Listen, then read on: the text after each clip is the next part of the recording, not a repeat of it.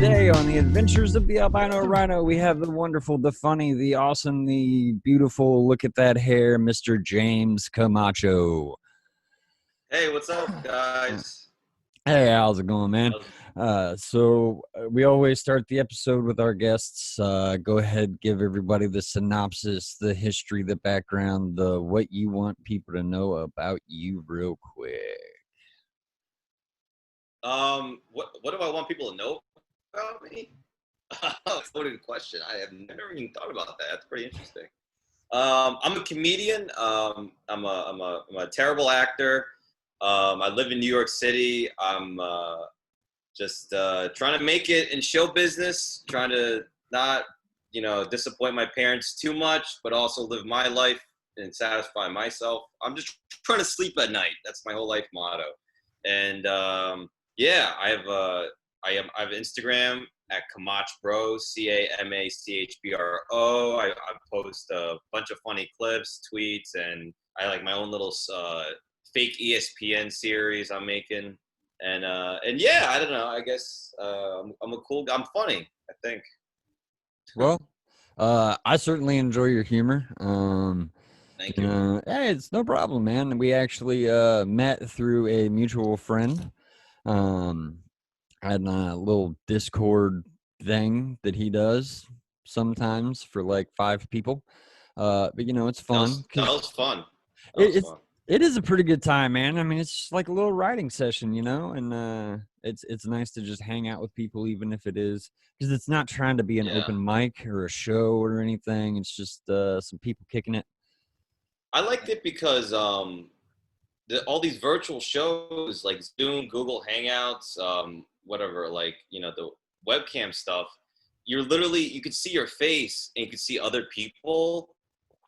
And for some reason, so the Discord, there was no video, it was just all audio and all talking. And for some reason, when I can't see people's faces, it eases me up to kind of just keep going and going and going. Because when I see people's faces, like, like they have that look of disappointment, or trying to say something funny and there's no reaction on the face. Oh, they're just like looking off into space, or it's like disheartening and it kind of messes with my head. But seeing no one made it so much easier. And I like that about being on stage, because when you're on stage, the lights are just blinding. You can only see like the first like row of people. Yeah. So just that blindness, I think it calms me down for some odd reason, and I used to use like the laughter and listening, and I guess a couple of people's faces in the front to kind of gauge if I'm doing well.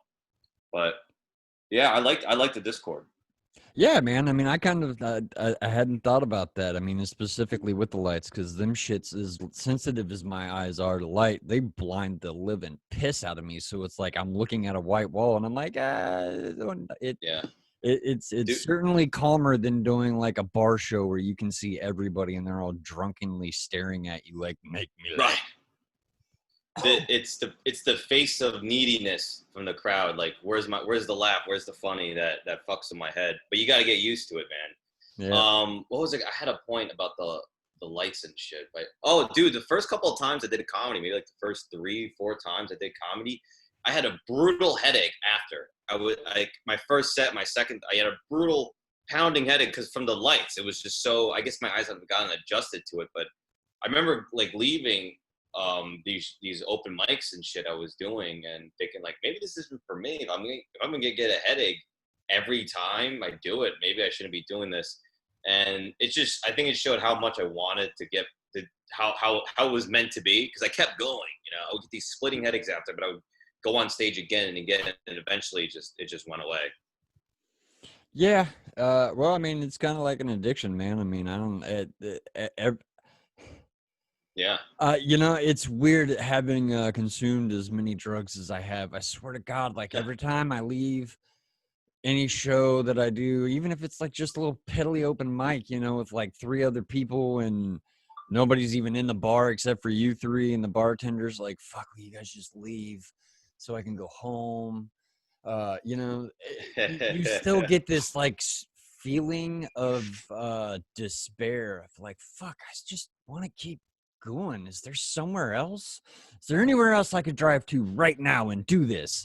And it's 11:30 at night, and you're like, there's not. There's just whatnot. So I mean, yeah, I get it. It's Yeah. hard to just and I'm an addict, obviously. So for me, like I have to try and not do it constantly.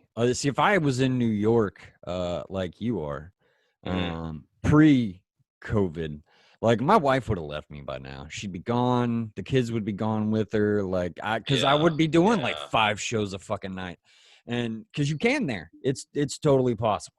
I've heard of many comics Yeah. doing it. I don't know how long you can really sustain that grind and not lose your shit, because that would be It just, I think it goes from you're doing 5 sets to get better and you love it.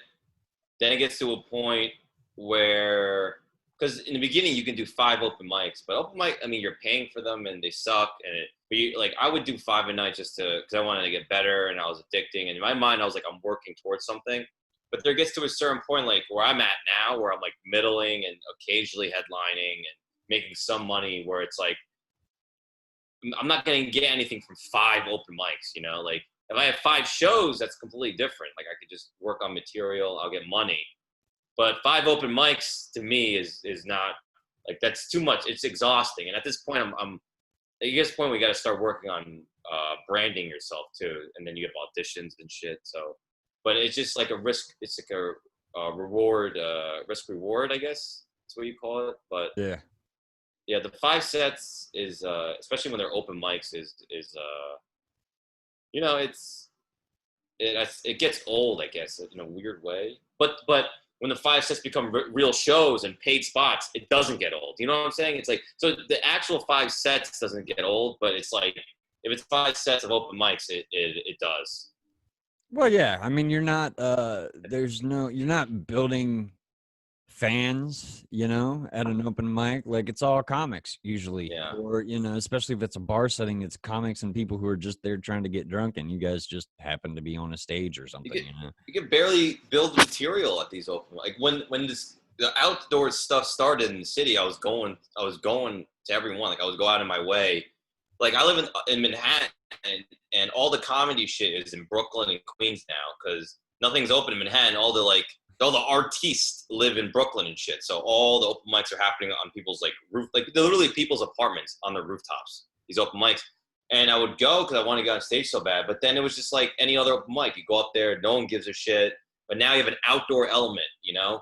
You have people honking, you have homeless people yelling at you. And I would travel an hour on the train there and then an hour back just to like bomb. And there's nothing wrong with bombing, but like when you're at an open mic and you're basically just saying everything and go into a vacuum, you're not getting any work done, you know? So I kind of calm down. Like I'll go to one a day because I'm still addicted, you know. But I would try to double up before. I would feel guilty if I didn't like go crazy. But for these open mics, it's not worth it. And plus, like there's so few real shows now. It's like this is the perfect time to be working on whatever, promoting yourself or making content, you know. Yeah, no, I mean I get that because what happened with me was once Ohio locked down, I went, Mhm. especially once the Zoom open mics really kicked off. Probably what, mid-March I think is whenever people started fiending so bad they Yeah, started doing it. Like I was yeah, doing 10 of that's those motherfuckers a day. yeah, I'd have to like, dude. Yeah. and I just by the time about 2 weeks, yeah, you have 2 weeks before May 1st, whatever the fuck that was. Mhm. Time just kind of ceased to exist really then for a lot of people. Some people it still doesn't exist for, but I had to stop, Yeah. man, for like just everything for 2 weeks. I didn't record any podcasts. I just like sat there staring at a wall for a week, pretty much like, what the fuck Yeah. did I just do to myself? I couldn't imagine. I mean, and that's the problem with me is I would do the 5 mics every day and I would just keep doing it. Like whether I was Mhm. getting anything out of it or not, I would just keep doing it unless I had a Yeah. actual booked show to replace it. I would just keep doing it. Yeah. And Yeah. Yeah. and because of you get that dopamine hit and all the other wonderful things that we do through it. But But being it's in yeah. Ohio, I'm a little lucky because we actually have some pretty good mics. Like I'm doing one tomorrow night that's in a little cafe, and I mean, people actually go to the cafe for the mic, like because it's a Yeah. mix of, but it's also a mix of music and comedy. Like they do a block of comedy, they do a block of music, they do that kind Yeah. of thing. So I I, mean, it's I yeah. Well, I notice a lot now when people do outside shows, like, though they're gonna be or outside mics, like people will just start kind of gathering around, or people in the building of these rooftop open mics will come up and watch because there's just nothing to do. Like they're not working. There's nothing on TV that's live, and like, so people are interested. People want to see something, just anything that's different, like, or live, I guess, like you're kind of in the moment as opposed to like something that was filmed, or watching reruns of King of Queens. well, I mean, Yeah. it's like what Burt Kreischer's doing. I mean, there's a couple people, who have either made fun of him. I know Dave said he was like, it's not for me. And I totally get it's not for Dave. What he's doing is freaking awesome and is working out certainly very well for him and quite a few other Dave who? people. Dave Chappelle, he's holding Oh, these yeah, the daily shows in his backyard. I mean, like, yeah, yeah. That's not great. not only that, I mean, he's using that to help protect the town he lives in. He's COVID testing all of the businesses and whatnot to make sure the employees are safe, so that way the people who are performing at the show are safe. 'Cause he's Yeah. bringing in like Chris Rock and Jon Stewart. That's actually where one of the mics I'm hitting tomorrow night before my show on Saturday night. Obviously this is Oh, pre-recorded. right. One Yeah. of those mics is going to be in Yellow Spring, so I'm interested to see how that goes. You know what I mean? I Because for, I forget you live around there. yeah, and I forget. I I'm too forget. poor to afford to go to one of his shows. So it's like history is being made Oh, 30 minutes away from my fucking house, and I'm like, God, I'm fucking broke as fuck. it's a big ticket it's a big ticket to go to the shows. It's a big ticket, but it's 100% fucking worth it. I haven't met a single person or know a single person who has gone, because I know quite a few people who have said, look, Yeah. it's so worth it. But man, I got a family, so I mean, I'm trying to Mm, get a house and do so many other I, things in the midst of a yeah. pandemic. As a person who can barely work at my chosen profession, I mean, I have a regular job, but Yeah. comedy doesn't really pay in Ohio very much to begin with. Um, You can I think you can start working those funny bones, and like I know a guy, he's super funny, Jason Banks, I think his last name is, or Jason something. That dude is I mean, he's like a favorite at the Funny Bones, and there's like what, 5 or 6 Funny Bones in Ohio. He just works every weekend just featuring, and he's making like, if he sells merch, probably $1,000 a weekend, and he's got a regular job too, I think. But yeah, but like those, I guess, positions are very few. I mean, yeah, but there's not a lot yeah, of that. I mean, if you hustle, you can do it. Luckily, all of the surrounding states are not places that we can't travel to without quarantining until we return. So, I mean, I'm working on some stuff. yeah, It's a grind, good, good. man. There's so many of us who are trying to get work right now. I know, it's terrifying, man. It's scary to think about. It's super competitive, but at the same time, the opportunities that I see being created are pretty awesome, man. Because I mean, even if you're at an open mic, you have a chance to gain fans now because there's so fucking little to do. Oh, yeah, dude, yeah, I've been trying to really work on building my social media presence, and yeah, I've made, like, I don't want to say fans, but I've like, I go to some mics now, and like, people I haven't met, they follow me, or they're like, I was doing the Zoom things. One thing about the Zoom things, that you can do Zoom shit in China, or in Iceland, or in some Eskimo igloo, and you, like, I had people would like see me do comedy, like, I think you're so funny. They'd follow me, and like, I would never have gotten this on their map if I wasn't doing all these Zoom shows, And I kind of stopped doing the Zoom shows because I've been doing live stuff. So, but I should probably, like, I'm doing one that I think it's like Britain on Friday, and if they have a nice audience, I'll get some followers from it, and it's actually one of the good things, that really, really positive things from these virtual shows. So when people shit on them, I mean, I go to open mics now, and all these comics are like, anyone do virtual shows, and it's like, you gotta be like, and they always go, fuck that. fuck that. I am not going to stoop to that level. I'm like, what level? Like, you're already shit, you know? Like, What the fuck are you doing?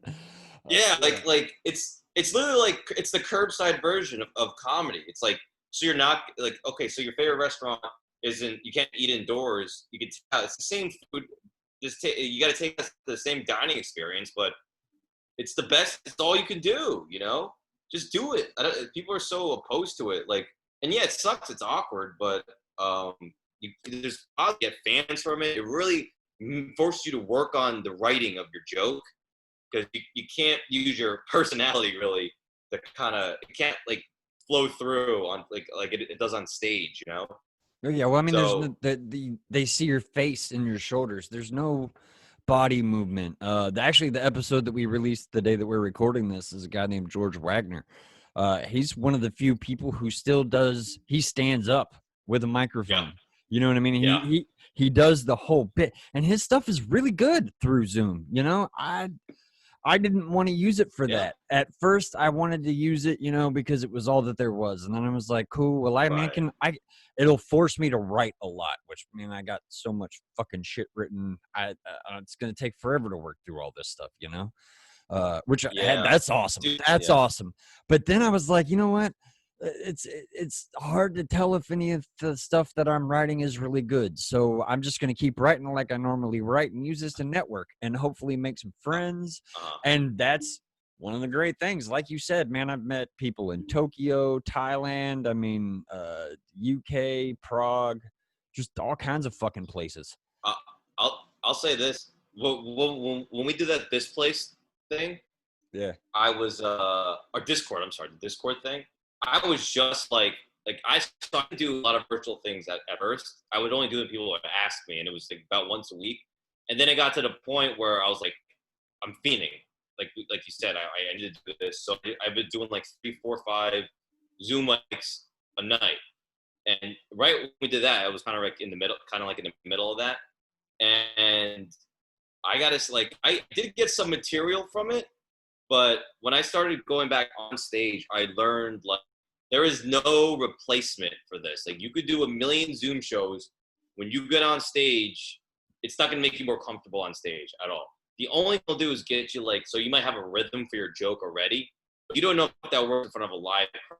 Plus, you're on stage. There's some like I tell people this all the time. Like I remember I saw this a couple doing comedy on a Zoom mic.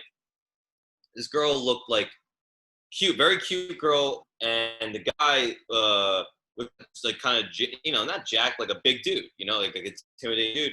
And then I saw them in person on open mic, and the girl's like 2 feet tall. She's like super, just like skinny, and the dude who looked so intimidating, and he was like a little, he was like a scrawny guy. So I'm thinking like when I'm seeing them on the Zoom thing, I'm like, oh, this is like a tough guy and his hot chick. And then I see them in person, it's just like, oh no, it's just like this quirky couple. And when you're on stage, the way people, it's messed up, but people just perceive you the way you look. So it's too different. It's like you're almost like if you have if you're like a paraplegic, like you don't have to do any jokes about like I can't walk or anything. You just can do like just any material, based like an able-bodied person. So that's the weird. It's that's the weird thing. Like the virtual shows and the live shows, totally different. I remember when I went on stage for the first time in like 100 days. I'd done like 100 Zoom things. I got up there. I was still nervous, man. I was shaking, and like it took me about a week, 2 weeks to like really get my confidence back. I did this one show at this club, the Stress Factory, which is a great club. There was like 200 people outside, and I had a good set, and that helped me so much. Just kind of remember, like, oh, like I used to do this and be good at it, and it kind of like, it gave me that confidence. Now when I go to these open mics and stuff, I'm like, I have that kind of confidence of like, I know how to do this, and I'm really here to work out stuff. Before it was like, I need to do comedy. I don't know what to do either. Yeah, So yeah, I get it. I mean, yeah, because when we went off lockdown, the first thing I did back live was this, little hookah open mic that was super fucking chill. God, it was yeah, awesome. Because the yeah, next week was a competition, basically, at the Wiley's Comedy Club in Dayton. And, you know, I was like, man, I got to at least get laughs. Fuck, I'm paying to do this show just to get on a stage. Yeah. You know, my wife is like, wait a minute, you're paying to do the show? I'm like, yeah, you got to buy in, man. You get a chance to win money and blah, blah, blah. It's all this other stuff. And she was like, that doesn't make any sense. And I'm like, look, if I was a heroin addict, it would make way more sense to you. And she was like, I still don't think I would get that, but okay. So It's, I mean, it's the life, yeah. man. It's just what it is. But you know, it's people are finding inventive ways to do shit, like the drive-in thing, man. That is such an awesome. How better could you get? You still get people, you know, they're still socially distant from each other. Everybody's outside, you know. Yeah. You got to get seen. You got to get in front of people. You got to get your stuff out there. And if this is the only way you can do it, you got to do it. You don't be like, this is lame. This is not the same thing. It's just, it is what it is, man. Like, you got to adapt, you know, like you're going to be forgotten.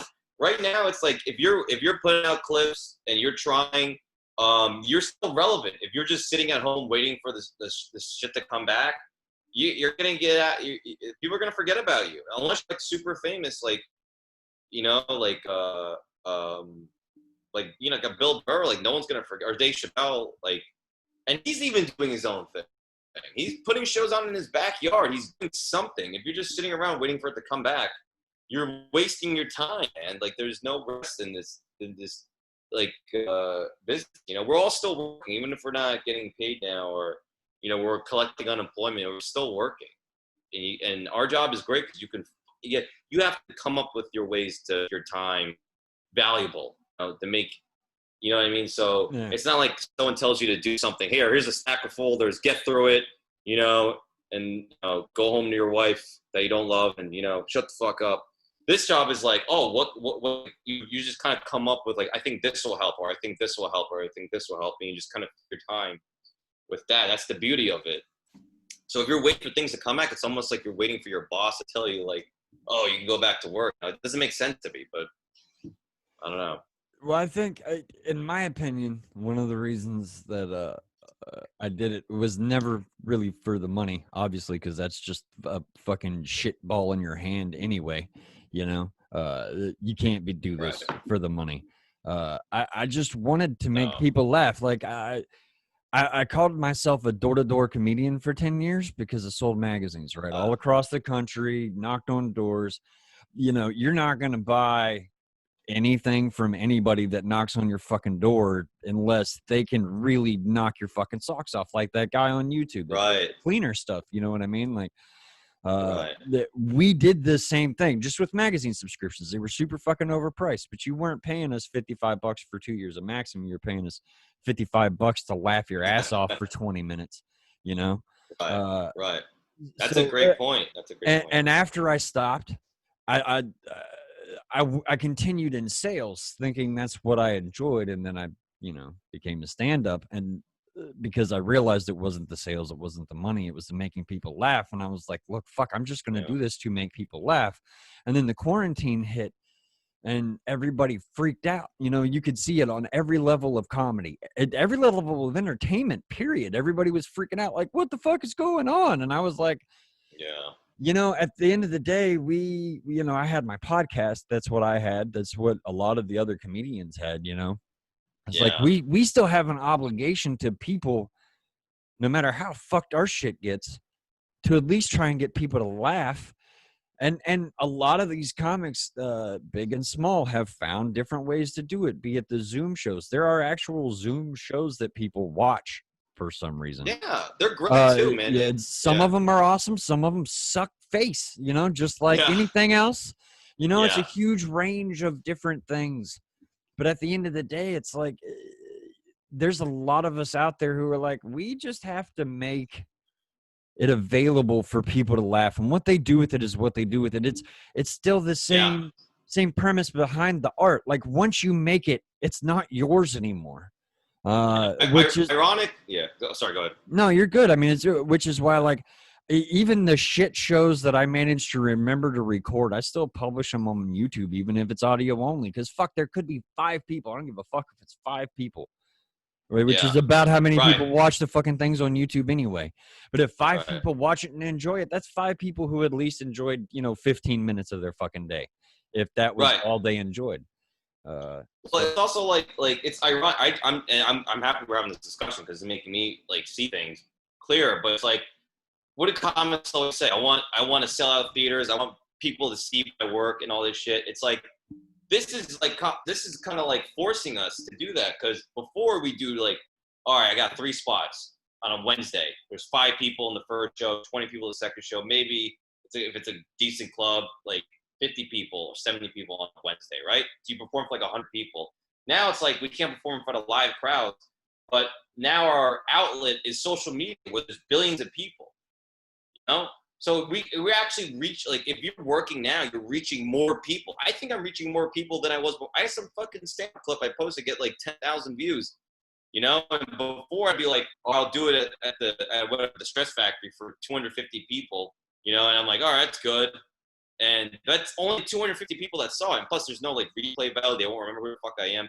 Now there's a video, and more. It's hitting more people. So ironically, we're actually performing for more people now. Which is the whole point is to get eyeballs. Honest, like that's everyone always goes. You gotta get seen. You gotta get seen. It's just like when you're doing comedy shows, especially like a low level comedian like us. It's like there's barely anyone in the crowd ever, so you're not reaching anyone. So ironically, like if you're working now, you're forced to kind of like get a wider audience. yeah, it's crazy. I mean, like just on my Facebook comedian page alone, I've reached 10,000 people in the last 30 days. Yeah. There's absolutely no way that someone at my level of comedy would be able to do that. If you were doing open mics those 30 days, would you have gotten to 10,000 people? Hell no. There's absolutely exactly, yeah. no way. There's no way. Right. So people, and part of what made me accept this is whenever I just made the decision to become an actual stand-up, to get up on a stage, to like make that risk, to love looking like a complete fucking fool in these wonderful modern cancellation times that we run in. I'm a dark, cynical comic. Like that's just who I am. That's the personality of I am. Like you can't try and. I'm not a Larry the Cable Guy. Like I can't be some crazy character for years. Like that's just not. I'm not going to enjoy that. I know I won't. So I'm never going to go down that road. I have to be myself. That and it's like I heard Ari Shafir explain it in a way that helped me accept it before, as I was making this it took me 2 years to make the decision to leave sales and become a comic, because I knew I would lose my job if I was a comic because I represented someone else's brand. I'm talking about all this crazy shit. Somebody's going to be like, oh, I was offended. And then I would lose my job and my family would suffer. So like I heard Ari say, look, I'm going to create my fans. Those are my fans. And that's just it. And he affirmed it. Whenever the Kobe thing happened for him, he just kept fucking going. People were like, fuck him. Cancel that motherfucker. He's like, no, I do this with everybody. Fuck you. It has nothing to do with Kobe. I didn't think about the other families. That really sucks. And I'm sorry about that. He apologized. He apologized. He got carried away with that. I'll say he got carried away with that. Yeah. Yeah. But he was like, overall, for making the joke and doing what I do, fuck you. I'm not going to apologize. And I was, and that helped me, and that's what put me in that frame of, look, I'm just going to do my shit. People are going to enjoy it. It's not only working for him. Sam Morril is not a guy who's super dark or, cussing every other word or any of that kind of stuff. But he went that route. He put his special out on YouTube all by himself because fuck everybody. They won't pay me to do it. I'll fucking do it myself. 1 million views in a week. Mark Normand is another one of those guys who's all those guys, all the white guys in New York City, basically. Yeah, pretty on YouTube. But they're killing it, man. They're killing it. Part of what what it is, their material is authentic and it's real, and everyone's like, oh, they're edgy. Like, no, they're just telling it how it is, and yeah, if you tell it how it is now, it's like people can't handle the truth. They, especially when it contradicts their ideal. I can't even fucking say the word, but their ideologies, you know, and they can't handle it, and they don't want to be disagreed with, especially when it comes from like the mass media, which is all like left, you know. So if you Yeah. have any joke about any of these topics that the left deems you can't talk about or joke about, especially if you're a white guy, the people giving the specials out, they just don't want to deal with the problem. Like they don't want to deal with people writing to them and complaining and saying, "Can't like you support this?" Like they don't want the whole transgender community like to put them on blast. They just don't want to deal with the problem, especially for someone that's not like a Bill Burr or a Dave Chappelle, where it's a guy like Sam Morril, Mark, who are not like famous. They're well known and they're great, but they're not money generators, you know? Yeah. It's all about money. Oh Bill yeah. can say whatever he wants. Dave can say whatever he wants, but they make them millions of dollars. And they'll deal with it. They'll put up with it. But if it's a guy like Mark who won't make them that much money, they're not going to deal. They're not going to deal with the problem. It's not a good image. What? Yeah, but I totally get it. I mean, a large portion of the material that I'm writing, you know, Yeah. is would seem to be about my albinism, but it's not. It's all about Yeah. fucking racism, and you know, Uh, I've done some of the material, you know, in all black clubs. I've done it in all white clubs, and it fucking hits everywhere because they're not you know, hearing it as me lambasting racists. They hear it as me making fun of stuff. They're like, wow, this really white guy just used a white racial slur. That's kind of funny. They don't realize that, like, no, I'm literally laughing at people who think like this because you're a fucking idiot. you know what's interesting about, so you call it albinoism, I guess. Yeah, albinism. So It's yeah, the ism for being an albino or here's whatever. the funny thing. Like I don't think like I could be totally wrong, and like I'm not an albino. I'm you know I look weird myself, but um I feel like when people think of like the white privileged guys, like they don't think of you, right? But right, like the guys like you're just a white person. Like it's usually guys with blue eyes and like not that white, and like they got boat shoes. Like they don't think of that of the douchebags because you're. It's so funny because like they're white and they hate white people, but you're super white that it's like they feel bad for you and they don't fuck with you and you can say more. You're almost like a minority because you're so white, but then people hate white people. It's like, so people don't care about your color or your skin really. They care about where you stand on like the oppression scale. So if Yeah, you're like if you're someone who gets made fun of, or like albinos get made fun of all the time. You're pale, you have no soul, all this shit. People like, so you're an oppressed group, you know. yeah, So they don't fuck with you. It's so funny. It's not about white. It's about the underdog. We love underdogs, and we hate people in positions of power. I don't. I mean, I'm totally. I'm a guy that's just like um I'm like a, you know, put your head down, work type of guy. You know, if I want to get somewhere, I'll just try what I can to do it. But I grew up in a privileged life where I can have access to all this stuff. You know, I'm very lucky. But so that's why I don't have I guess the thoughts of like, you know, bring them down because like I was like, oh, I think I could do something to move to get there, you know, or get to where I want, as opposed to like, you know, where I don't feel like I have the resources. If that makes any sense. I don't know if that was fucked up what I said, but no, it makes sense because I mean, like, yeah, I got a bit basically that's you know, about the you know, white privilege, exact white privilege, and it's like, you know, it's a good thing there's really not a sliding scale to it. Because if there was a right, sliding scale, us albinos would rule the world. That would suck ass for everybody first, because every time blonde-haired, blue-eyed people try and take over the earth, it never yeah, ends well for a very large group of people. And not only that, you know, we're nighttime creatures in general. So can you imagine us like making everyone in the world wake up at 2:30 in the fucking morning so they can hear us proclaim? So like the whole world would just get pissed off right, at us, wait for us to hide in our house from the sun during the day, and then burn them all fucking down. Like we would make it 2 weeks. We would make it 2 fucking weeks. You know? So it's like, does white privilege exist? Fuck yeah. But you know, it's not what people think it is. But you know? you still do get white privilege. Like I'm sure if you get Yeah. pulled over by the cops, they're not gonna fuck with you. You know. But it's the term. It's like. I guess you don't have the whole white privilege. I guess is what you. I guess it's the way to put it. You have some of it, but you're still like an oppressed person. So It's I think you get a situational. little more. It's Right. situational. Yeah. Yeah. And Yeah. not only that, but Yeah. it's also regional, you know? So, I mean, like, That's a very uh, good point. Yeah.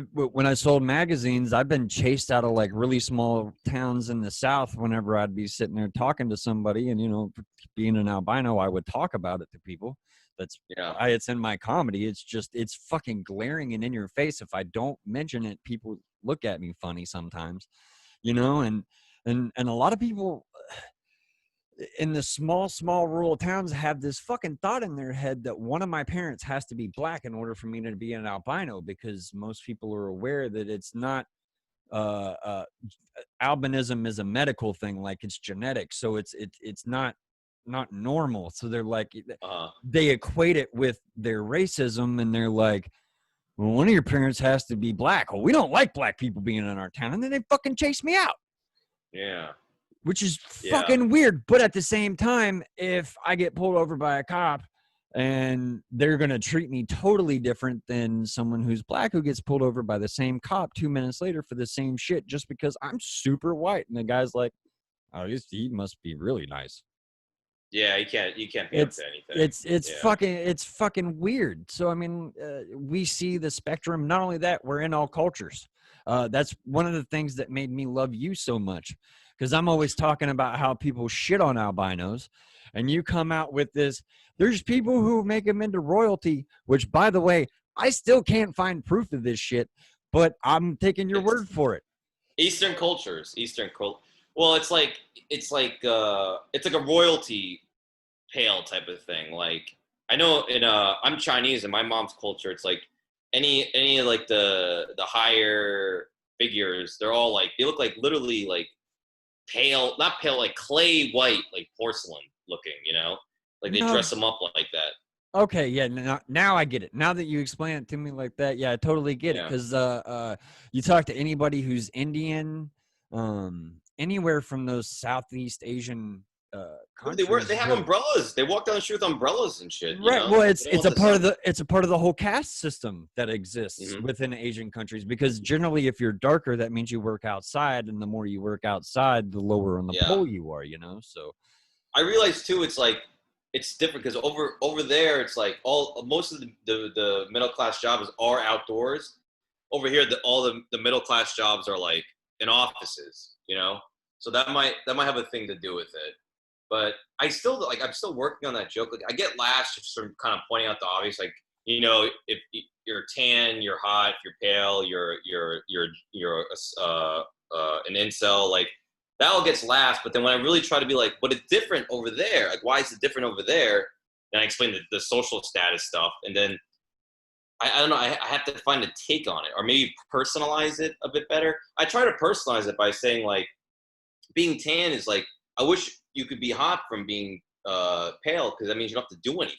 Like you could just sit around all day and you will get more beautiful. But in a tan world, you have to go outside and do stuff, and that's my take. But it doesn't. It's not really a likable, funny take. It's just me being like, I'm just lazy. So I got to find a better way to get that going because it's a good point and it's very interesting, but I can't make it funny right now. But I mean, this is how jokes work. So well, I mean, with the I'll figure it out. way, just a brainstorming idea. Yeah, please, please, please. So with the way the caste system works, right? Yeah, In most Asian countries, like it's crazy how white supremacy permeates everywhere on the world, because it doesn't matter what color you are. There are places where even brown people are white supremacists.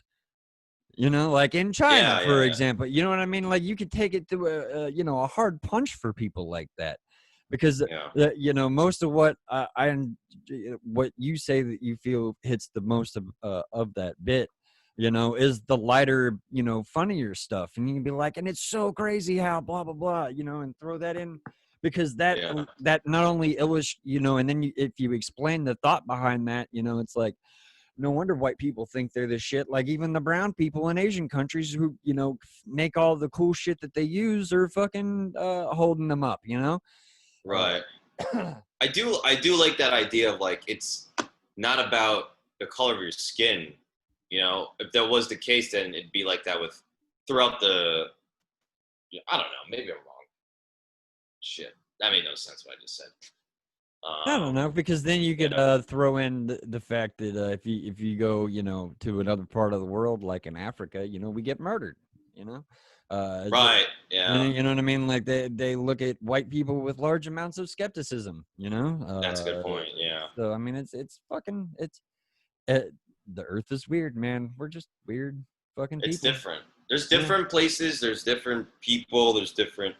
That's like the thing is like we live in our own little bubble, and we gotta acknowledge. People really forget like there's a whole world out there. Like people always scream like "fuck the 1%," and then but they live in Manhattan or they live in the North. If you live in North America, you're screaming about the 1%.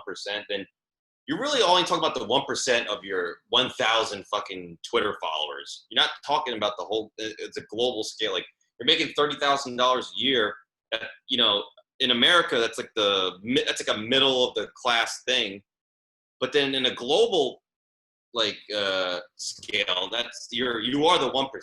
But no one wants to. It doesn't affect them, and it's not part of their life, so they don't want to hear it. Like I said, like you try to like,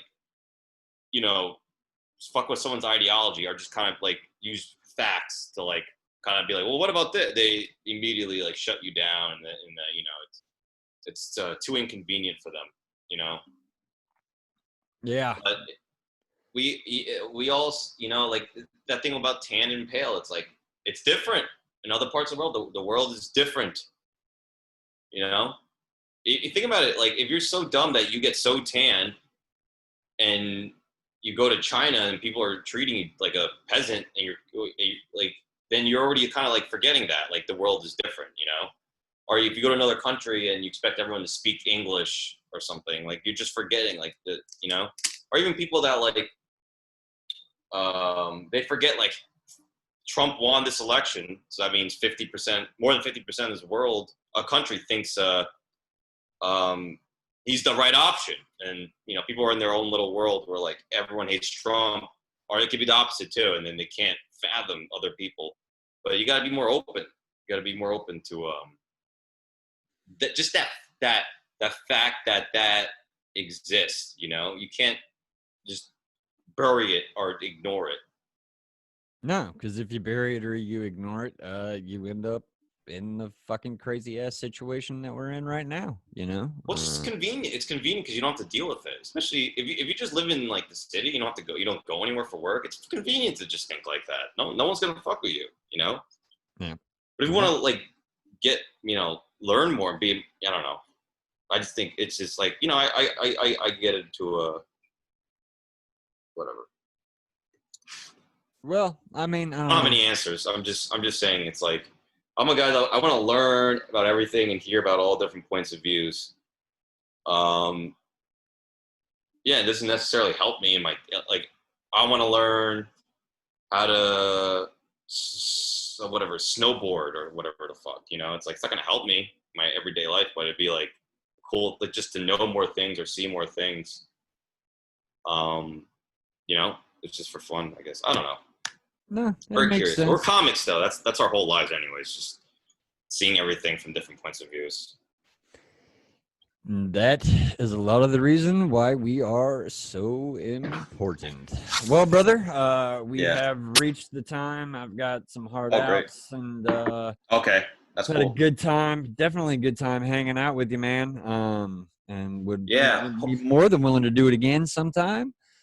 Anytime. Let me know if you have any, because this is something important to me with, especially if I talk about other things I don't know about, like being pale or being albino. Like, if you have any input on that joke, like I would love to hear from you, because you're actually someone that experiences this, and I just want to know the truth. Yeah, man. Well, like I said, I was I wanted to work with you on that bit, not only because we kind of hit the same point, just from a different angle. Yeah. But because, you know what I mean, like, you presented something to me that I was completely unaware of as well, you know. So, and Yeah. even though I was aware of the background information, I never really made like the connection, you know.